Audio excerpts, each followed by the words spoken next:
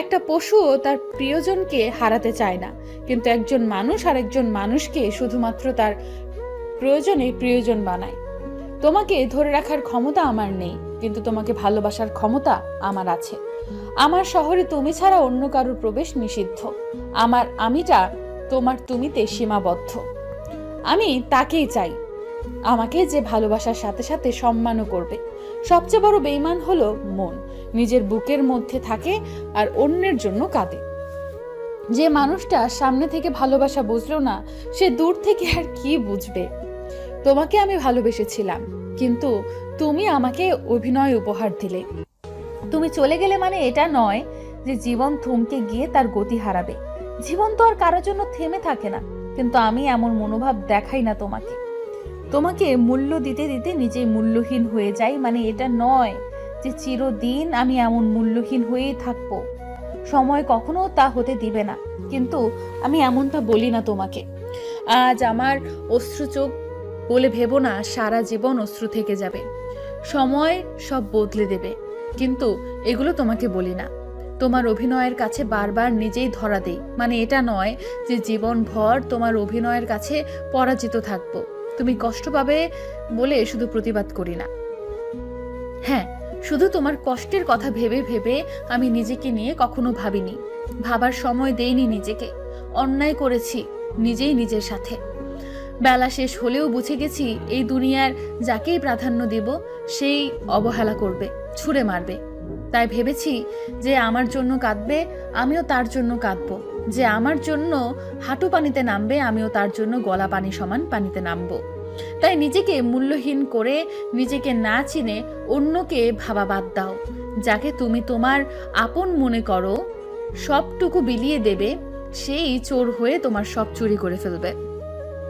পৃথিবীর বুকে সবার আগে নিজের খোঁজ নিতে হয়, নিজেকে প্রাধান্য দিতে হয়। মনে রাখতে হয়, যদি নিজেই নিজেকে মূল্যহীন করে ফেলি তবে অন্য কেউ মূল্য দেবে না।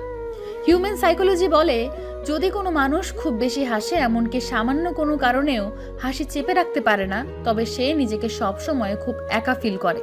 যদি কোনো মানুষ অল্পতেই ঘন ঘন রেগে যায়, তবে তার ভালোবাসার প্রয়োজন। যদি কোনো মানুষ অনেক ঘুমায়, তবে সে একজন দুঃখী মানুষ।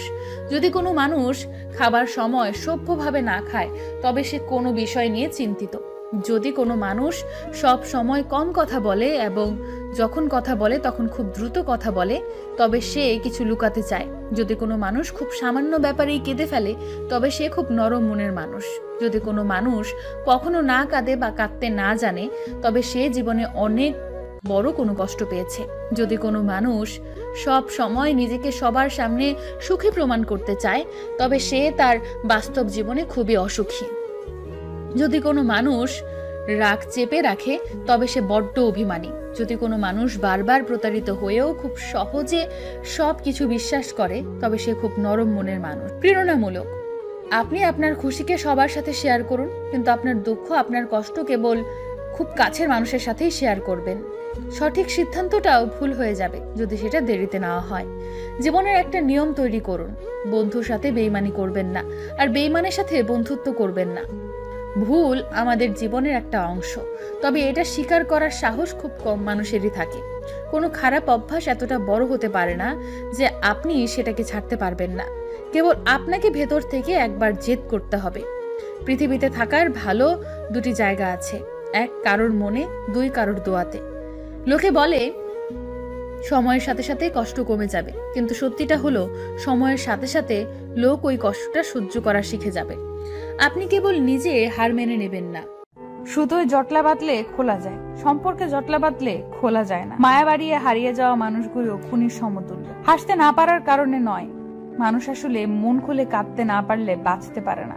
জোর করে সিংহাসন দখল করা যায়, কিন্তু কারো মনে বিন্দু মাত্র জায়গা দখল করা যায় না। যে মানুষ অন্যকে ঠকাতে কিংবা কষ্ট দিতে জানে না, সে মানুষটাকে খুব কৌশলে ভয়ঙ্কর ভাবে ঠকানো হয়। নিজেকে ভেঙে যাকে গড়তে চাইবেন, সেই আপনাকে পুরোপুরি ভেঙে চুরমার করে দিয়ে চলে যাবে। যে মানুষগুলো বলেছিল তোমাকে ছাড়া আমি অসম্পূর্ণ, সেই মানুষগুলোই এখন আমাকে ছাড়া পরিপূর্ণ। এখন ছেলের সাথে মেয়ের বিয়ে হয় না, এখন টাকার বস্তার সাথে আটার বস্তার বিয়ে। দেহের কাটা সহজেই তো মোছা যায়, অন্তরের ক্ষতের দাগ অন্তরে রয়ে যায়। যার কাছে তুমি নিজেকে যত বেশি প্রকাশ করবে তার কাছে তুমি প্রয়োজনের থেকে বেশি অবহেলিত হবে। এই পৃথিবীতে কোনো কিছু চিরস্থায়ী না, জীবন থাকলে মায়া নয়তো সবই কান্না। এখন অন্য সব কিছু বাদ দাও, নিজেকে ভালোবাসতে শিখো, নিজেকে সময় দাও, নিজের উপর ফোকাস করো, দেখবে বাকি সব আপনা আপনি তোমার কাছে এসে ধরা দিচ্ছে। মানুষ চাইলেই হাসতে পারে, কিন্তু কেউ ইচ্ছা করে কাঁদতে পারে না। হাসির উপর মানুষের নিয়ন্ত্রণ থাকলেও কান্নার উপর নেই। একটা সময় পর মানুষ সবকিছুই ভুলে যায়, কিন্তু অপমান ভোলে না। অপমান যত ছোটই হোক না কেন, মানুষ তা ভুলতে পারে না। মধ্যবিত্ত হয়ে জন্মানোর চেয়ে ফকির হয়ে জন্মানো ভালো। ফকিরদের অভিনয় করতে হয় না, কিন্তু মধ্যবিত্তদের প্রতিনিয়ত সুখী থাকার অভিনয় করে যেতে হয়। সবচেয়ে লজ্জার বিষয় হচ্ছে আমার অনেক কষ্ট হচ্ছে কথাটা কাউকে বলা, অর্থাৎ নিজের যে কষ্ট হচ্ছে এটা বোঝার মতো নিজে ছাড়া অন্য কেউ নেই। মানুষ যখন রাগান্বিত অবস্থায়, তখন তাকে কোনোভাবে বিরক্ত করা উচিত নয়, কেননা তা থেকে চরম ভুল বোঝাবুঝির সৃষ্টি হতে পারে। কতটা ক্লান্ত হয়ে গেছে জানো? যতটা ক্লান্ত হলে মানুষ বাঁচার ইচ্ছে হারিয়ে ফেলে, যতটা ক্লান্ত হয়ে গেলে পৃথিবীর সব মোহ মায়া আর টানে না, যতটা ক্লান্ত হলে নিজেকেই নিজে হারিয়ে ফেলে, যতটা ক্লান্ত হলে পথিক হার মেনে হয় নেয়। আমি ততটাই ক্লান্ত হয়ে গেছি। কারোর জন্য অপেক্ষা করাটা বিরক্তি না, বরং আনন্দের, কিন্তু সাথে অপেক্ষার পরেও তার সাথে দেখা না হওয়াটা কষ্টের। তোমাকে ভালোবাসার মতন ভয়ঙ্কর দুঃসাহস করেছি, এইটুকু শাস্তি তো আমার প্রাপ্যই ছিল। একটা পশুকে সামান্য একটু ভালোবাসা দিলেই বেশিরভাগ ক্ষেত্রে সে আপনার গোলাম হয়ে যায়। আর সৃষ্টির সেরা জীব মানুষকে সারা জীবন ভালোবাসলেও কিছু ক্ষেত্রে তার মন পাওয়া যায় না। মনের অসুখ কঠিন অসুখ, যা চাইলেই বোঝা যায় না, দেখানো সম্ভব হয় না। এখানে না সান্ত্বনা কাজে আসে, না ভৎসনা। আপনি পাশে থেকে অনেক কিছুই বলে একাকার করে ফেলতে পারেন, কিন্তু যার মনে ঝড় চলছে তার জন্য সেই ঝড় সামাল দেওয়াটা জটিল ব্যাপার। ইচ্ছে করলে যদি সবটা সামলে নেওয়া যেত, তাহলে কেউই কষ্ট পেয়ে পাথর হয়ে পড়ে থাকতো না। কাউকে কথা দিলে অবশ্যই কথা রাখবে। তোমার প্রত্যেকটা অঙ্গীকারের ব্যাপারে জিজ্ঞেস করা হবে। একটি মানুষ বুকের মধ্যে কি গভীর দীর্ঘশ্বাস বয়ে বেড়ায় কেউ জানে না। এক একটি মানুষ নিজের মধ্যে কিভাবে নিজেই মরে যায়, হায়, কেউ জানে না। আপনি নিজে থেকে নখ দিলে যারা আপনার খবর নেয়, আন্তরিকতা দেখায়, কিন্তু আপনি নখ দিলে ভুলেও খবর নেয় না, তারা আপনার কেউ না। আপনি জীবনে তখনই ভালো থাকতে পারবেন যখন নেগেটিভ ভাবা মানুষগুলোকে জীবন থেকে ডিলিট করে দিবেন। আপনি আগ্রহ না দেখালে যে মানুষটা নিজে থেকে কখনো আপনার কথা চিন্তাও করে না, সেই মানুষটা আপনার না।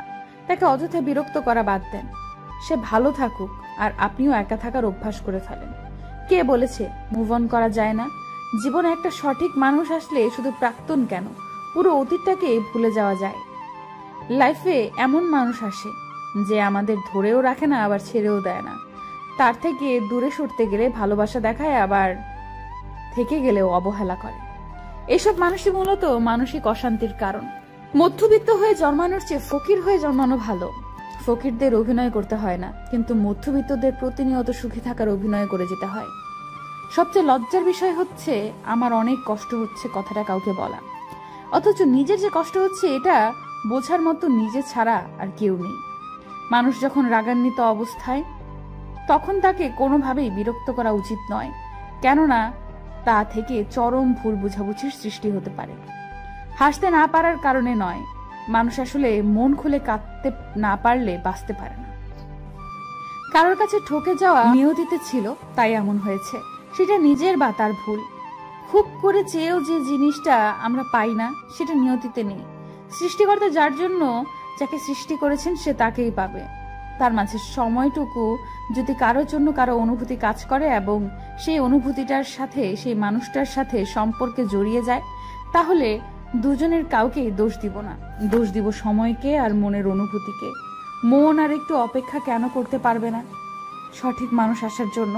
আর যাকে আপনি পেয়ে যাবেন বুঝতে হবে সেটাই সঠিক, বাকি সব ভুল। যে সঠিক সে আর যাই করুক কখনোই ছেড়ে যাবে না।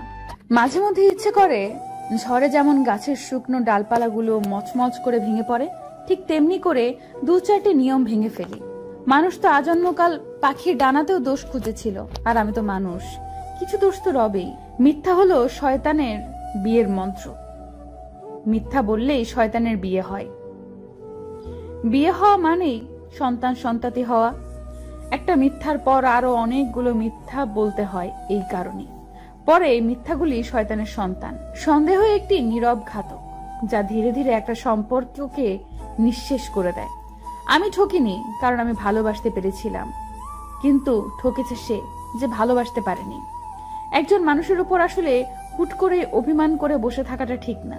প্রতিটা মানুষের নিজস্ব জীবন নিয়ে কম বেশি ব্যস্ততা থাকে। আপনার খুব কাছের মানুষের পক্ষেও আপনার জন্য প্রতিনিয়ত অ্যাক্টিভ থাকা সম্ভব না, কারণ তারা নিজের জীবন নিয়ে আপনার চেয়ে কম ঝামেলা পোহাতে হয় না।